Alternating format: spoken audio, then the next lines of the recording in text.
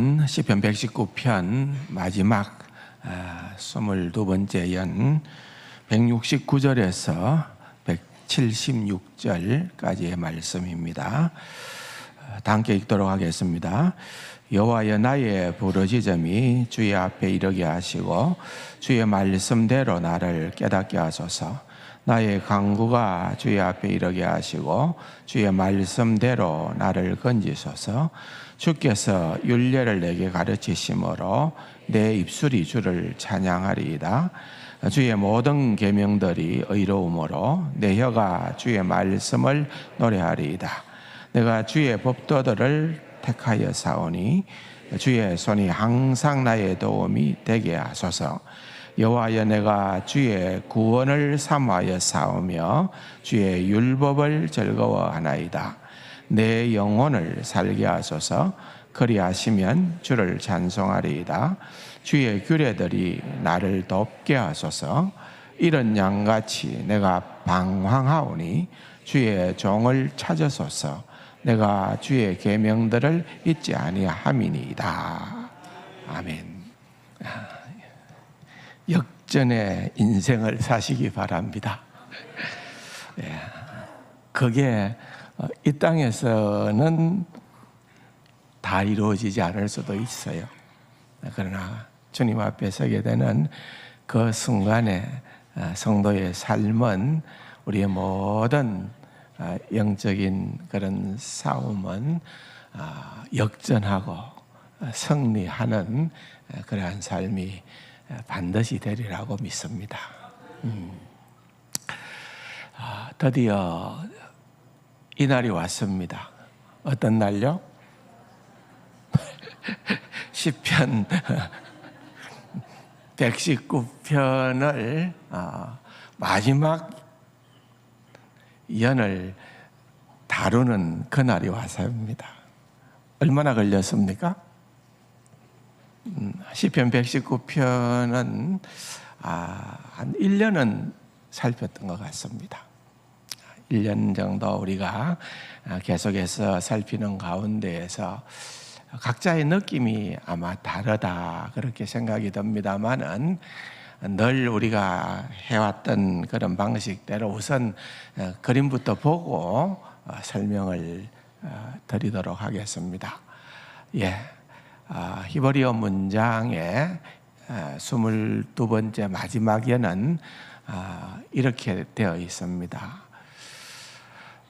여기에 뭐라고요? 타브라는 단어입니다. 빨간 글로 쭉 8절에 첫 번째 글자는 영어로는 T에 해당합니다. T에 해당하는데 타우 또는 타브, 이렇게 얘기할 수 있는 단어입니다. 22개의 알파벳을 히브리어가 갖고 있는데, 각 알파벳, 우리로 말하면, 영어로 말하면 A, B, C 이런 식으로 각 알파벳의 첫 단어로 8절씩을 22연어로 갔다는 거죠. 어떻게 보면은 대단하다고 볼 수 있습니다. 여러분들이 만약에 시인의 입장에서 이렇게 시를 적는다고 하면은 그것이 하나의 운율이 될 수도 있고 어떤 특징이 있는 그런 것들이 될 수가 있겠는데, 알파벳을 가지고 그렇게 똑같이 시작되는 8절씩으로 176절을 22 알파벳으로 이렇게 끌고 가는 것은 여간해서 쉽 일은 아닐 거예요. 아마 시를 쓰면서 굉장히 고민도 했을 거예요. 그러면서도 어떤 부분에서도 사실은 그 내용이 너무 놀랍다라고 하는,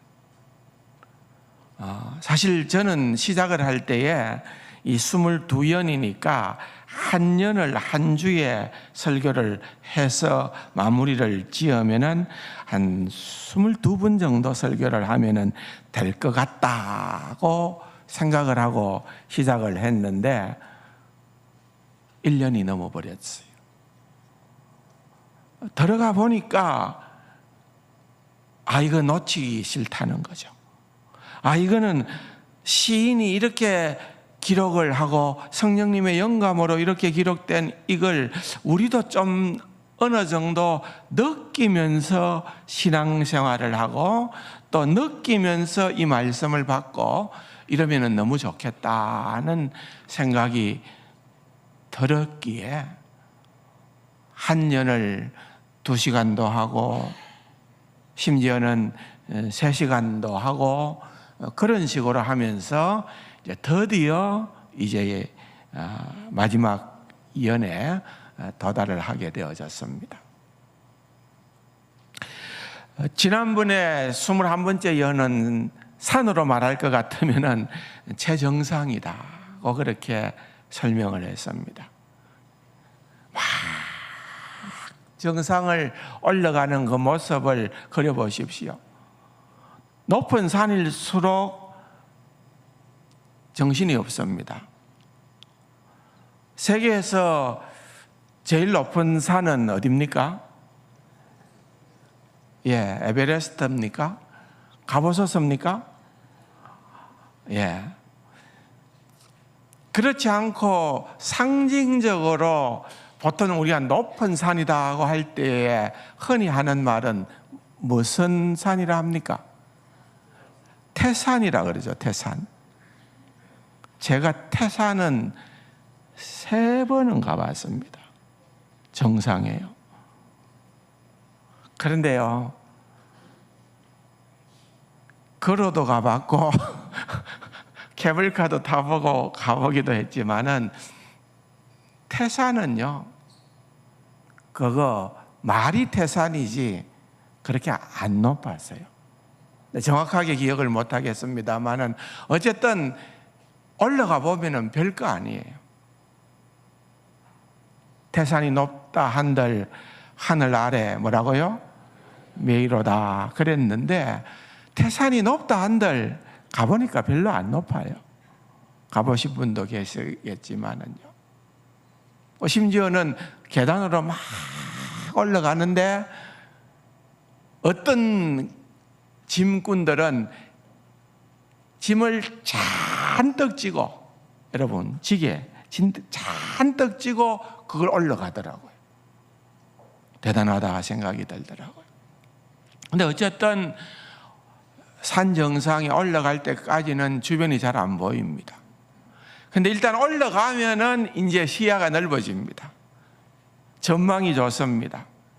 뭔가 보여집니다. 이렇게 아름답구나 말할 수 있습니다. 그래서 21년에 우리가 보았던 것처럼 어떻습니까?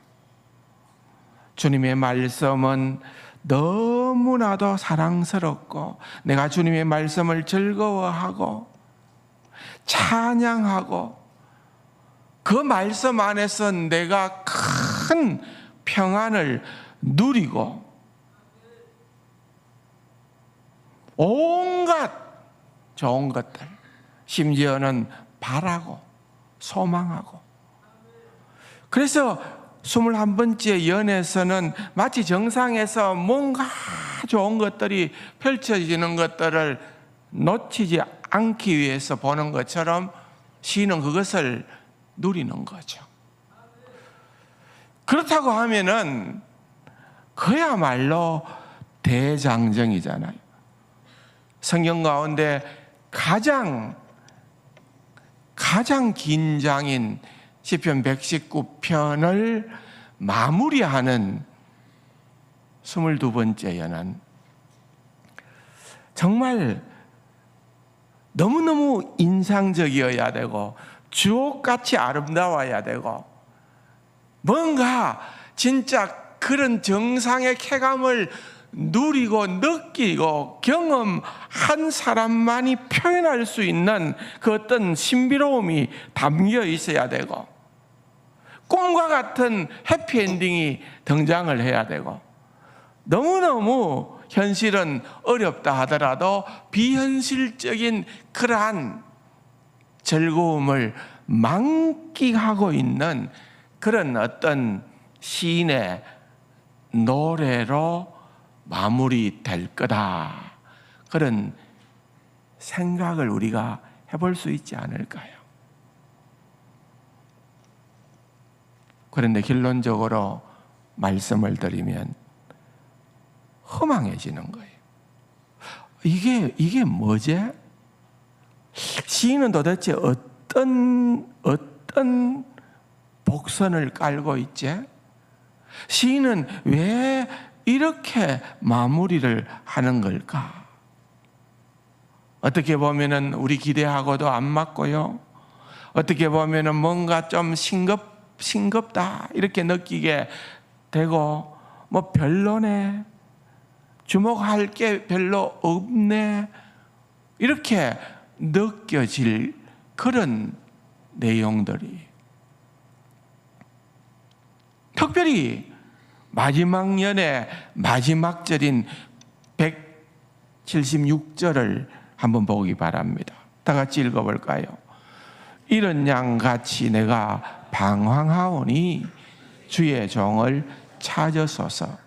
내가 주의 계명들을 잊지 아니함이니이다. 여러분, 하나님 말씀이니까 여러분 지금 쉽게 아멘 하는데, 근데 여러분, 이 시에 이 긴 176절이나 되는 이 긴 시에 마지막 마무리되는 절은 1월이라고 여러분들이 한번 생각해 보시나요? 무슨 말입니까? 이런 양 같이 내가 방황합니다. 우리 장로님은 워낙 고수시기 때문에 아마 이걸 잘 아시는 것 같아요. 그런데 대체적으로 여러분 어떻습니까? 보통 우리는 중간은 좀 기대에 어긋날 수 있어요. 뭔가 꼬일 수도 있어요. 내 뜻대로 안 될 수 있어요. 그런데 우리는 좀 전에 찬양을 했듯이 끝내는 믿는 자는, 신자는 역전하리라, 승리하리라. 할렐루야! 성소에서 그 거룩한 주의 이름을 찬양하세. 뭐가 신이 나고, 뭐가 확신이 넘쳐나고, 뭐가 이제는 어느 정도 신앙의 고수가 된 상태에서 누가 봐도 뭔가 좀 구별되어지는 그런 마무리가 나와야 되는 게 정상이 아닙니까? 근데 진짜 끝내기가 왜 이랬을까요? 왜 이런다냐는 거예요. 뭔가 아쉬워서 이거 말고 뒤에 뭐가 빠졌나? 성경이 뭐가 빠졌나? 뒤에 또 뭔가 진짜 제대로 된 어떤 결론 부분이 있었는데 어떻게 하다 보니까 그게 빠지고 사라지고 없는 게 아닌가? 여러분,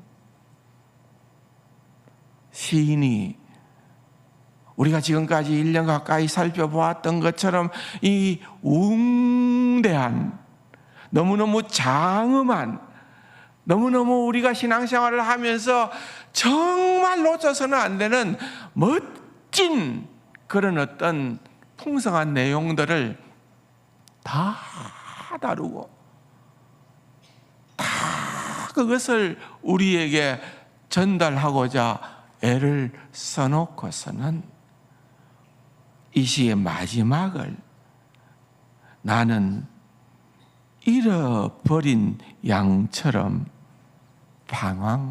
방황하오니, 이게 도대체 무슨 끝내기냐는 거죠.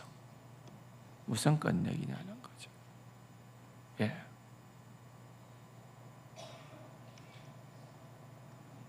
여러분 스포츠를 구경하시면은 때때로 지고 있다가 극적으로 막판에 유도로 말하면은 한판승으로 이긴다든지 축구로 말하면은 역전골을 넣는다든지 이런 것처럼 그렇게 돼 가지고 너무 기분이 좋아지는 것, 그런 게 나타나야 되는데 오히려 시편 119편은 그냥 우리의 어깨를 좀 처지게끔 겉으로 봐서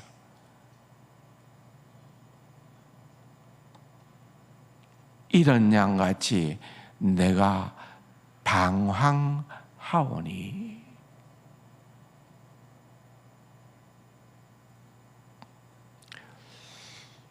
여러분, 이것은 우리가 한번 깊이 있게 묵상해야 될 말씀이에요. 여러분, 이 말은 무엇을 의미할까요? 다시 한 번 더 결론적으로 말씀을 드리자면은, 나는 잃어버린 양이 방황하는데 뭐가 필요할까요? 잃어버린 양은 누가 필요해요? 목자가 필요하다는 거죠. 하나님이 필요하다는 거예요. 여호와는 나의 목자시니. 다시 말하면은 여러분, 이 시편의 기자는 나는 내 일생에 한순간도 예외 없이 내 일생에 나는 잃어버린 양과 같은 존재이기에 나는 언제나 목자가 필요합니다. 무엇을 하든지 내 인생의 실패를 경험하든 내 인생의 성공이 주어지든 내가 어떠한 상황 가운데 놓인다 하더라도 나는 내게 필요한 것은 목자요 여호와 하나님이시다. 그걸 얘기하고 싶어요. 그걸. 사랑하는 성도 여러분, 결국은 우리도 이런 중심을 가지고 있느냐 하는 거예요. 우리는 공부할 때는 내 힘과 내 능력이 아니면은 할 수 없는 그때에는 주님을 찾기도 합니다. 그러나 어느 순간에 그 주님이 내 인생에 불편한 그러한 분이 될 수도 있고요.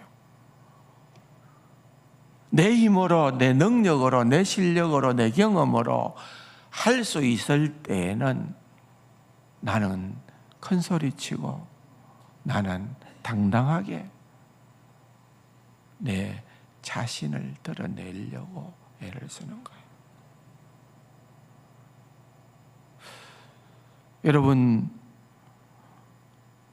시편 119편을 아무리 우리가 살펴보고 살펴보아도 이 풍성한 내용, 정말 그림 같은 내용, 어떻게 하나님을 향하여 이런 찬양이 나올 수 있을까?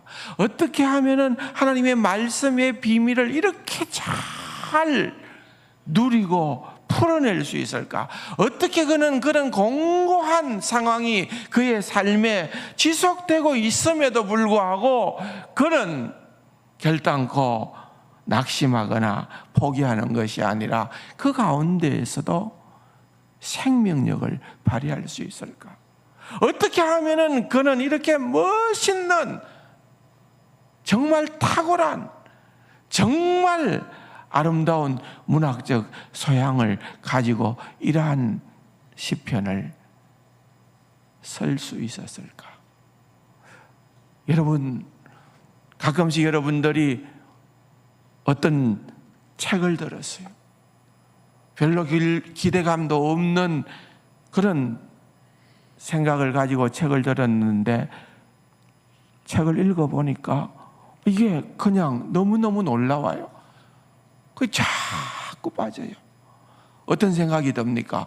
야, 이 도대체 이 책의 저자가 누구야? 어떤 배경을 가진 인물이지? 이 사람은 또 이 책 말고 또 무슨 책을 썼지?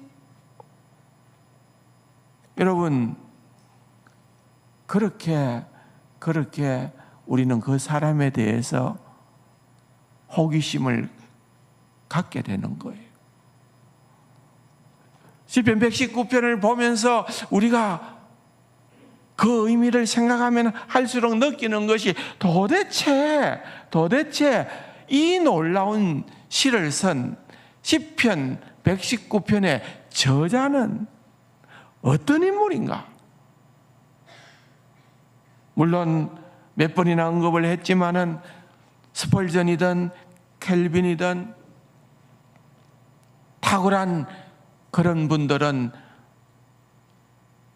확신컨대 이 시편 119편의 저자는 다윗일 게다. 충분히 맞을 수 있는 추측이죠.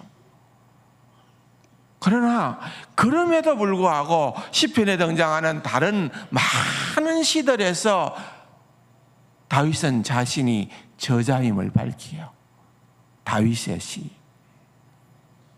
그런데 이 놀라운 시편 119편에서만큼은 저자가 누군지가 드러나지 않아요. 사람은요, 그런 생각이 있어요. 내가 조금 괜찮은 거 갖고 있으면 자랑하고 싶어요. 내가 남들보다 뭔가 특별한 그런 어떤 성취물이 있다고 하면은 자랑하고 싶어요. 자랑하고 싶어요. 자랑만 하는 게 아니고 자랑을 하다 보면은 뭐가 됩니까? 좀 뻥을 치죠. 있는 그대로만 하면은 괜찮은데 인간이 참 간사해가지고 인간 본성이, 제약된 본성이 교만과 자랑은 참지를 못하는 거예요. 근데 그걸 그것만 하는 것도 아니라 더 하고 싶은 거예요. 교만과 자랑. 또 내 처지가 한번 돼봐라. 얼마나 자기 자신을 스스로 비하하는, 너무 불쌍하다. 내가 내 자신을 생각해봐도 너무 안심하고 너무 불쌍하다. 자기 연민이라 그러나요. 그런데 여러분, 너무너무 자기 중심적인 이기심이든 자기 연민이든 결국은 들어가서 보면은 이것은 철두철미 자기를 중심으로 하는 거예요.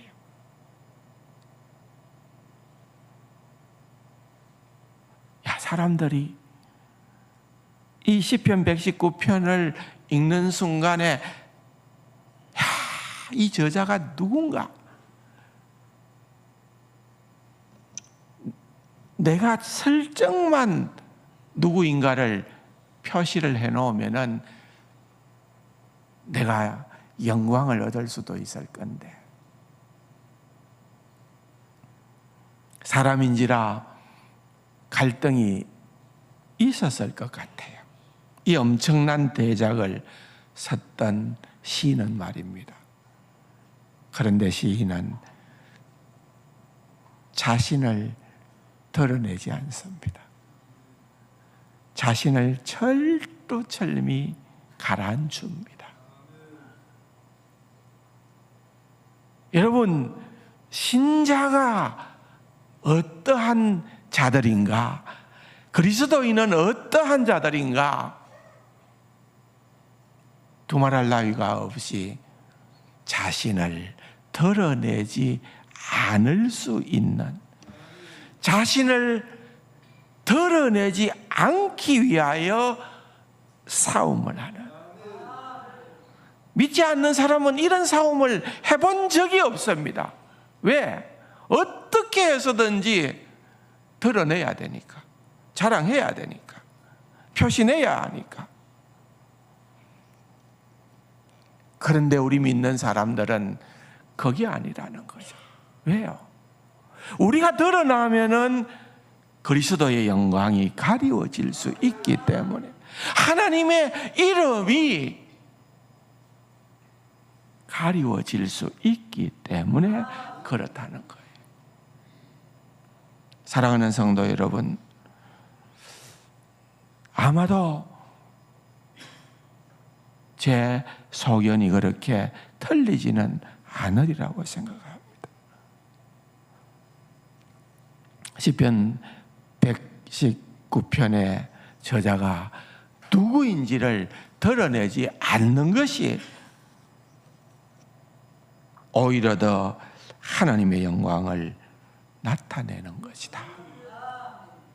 데릭 키드너라고 하는 신학자는 누가복음 18장 중반부에 보면은 그런 예수님의 말씀이 나오잖아요. 바리새인의 기도와 세리의 기도가 비교되잖아요. 바리새인은 자기가 한 것을 자랑합니다. 내가 일주일에 이렇게 기도했고, 이렇게 금식했고, 이렇게 구제했고, 또 이렇게 말씀 읽었고, 이렇게 전도했고, 나는 이렇게 했습니다.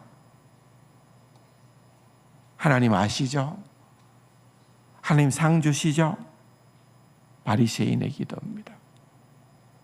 그러나 세리는 스스로 죄인인 걸 깨달아 알았기 때문에 성전과 멀리 떨어져서 주님 앞에 그냥 할 수 있는 얘기라고는 나는 죄인입니다.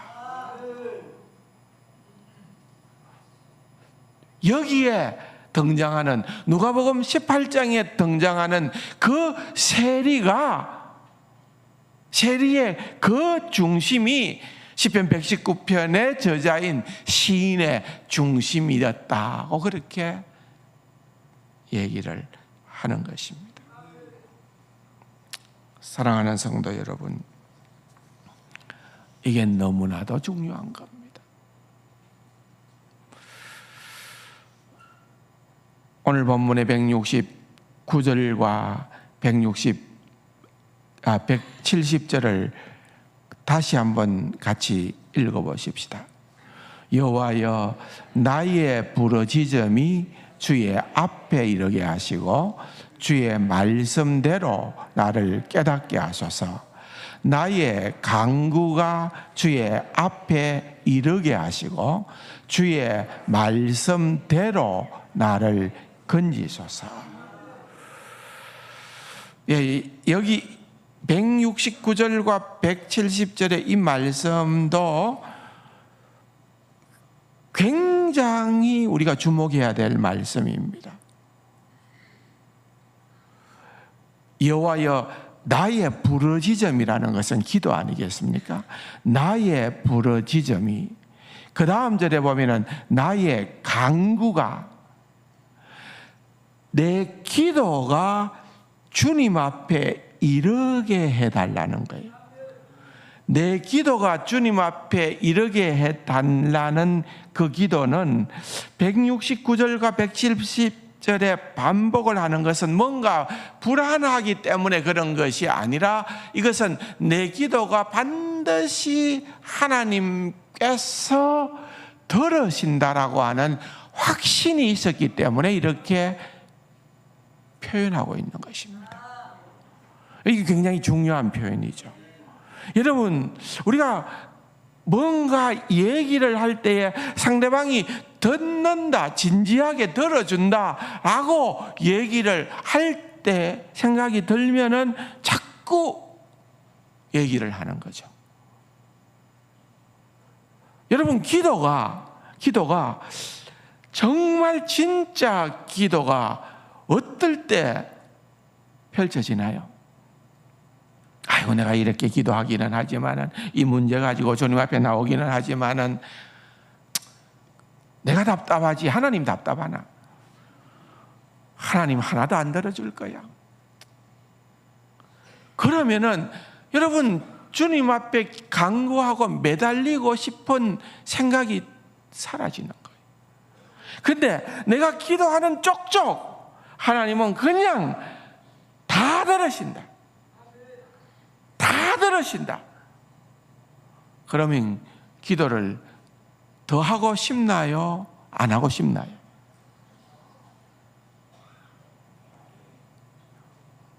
알아서 하이소. 그렇지 않나요? 예?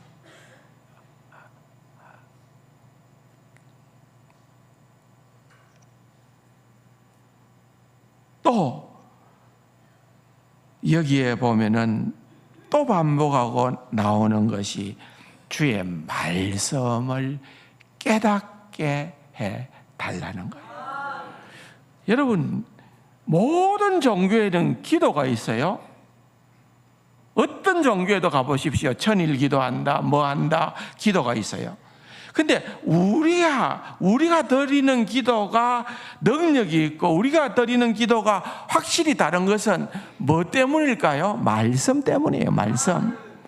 169절과 170절에 기도와 말씀이 이렇게 짝을 이루는 거예요. 그래서 진짜 기도는 정말 언제나 말씀을 깨닫는 데서부터 펼쳐지는 거예요. 아멘이세요? 그래서 이게 시편 119편에 보면은 내 눈을 열어서 주의 말씀의 비밀을 깨닫게 해달라. 나를 깨닫게 하사 주의 말씀의 비밀을 알게 해달라. 이 깨닫게 해달라. 특별히 하나님의 말씀을 깨닫게 해달라는 그 표현이 5, 6번이나 등장해요. 이건 그냥 어쩌다가 한번 해보는 얘기가 아니에요. 지금 내가 처음 신앙생활 할 때나 하나님의 말씀을 깨닫는 기도를 하는 거지, 지금은 뭐 그냥 보는 대로 쑥쑥 들어오는데 아니에요. 평생 우리가 붙들고 기도해야 될, 진짜로 그리스도인이라면은 중요하게 생각해야 되는 것이 바로 하나님 말씀의 비밀을 깨닫게 하여 주옵소서. 그 기도를 해야 된다는 거예요.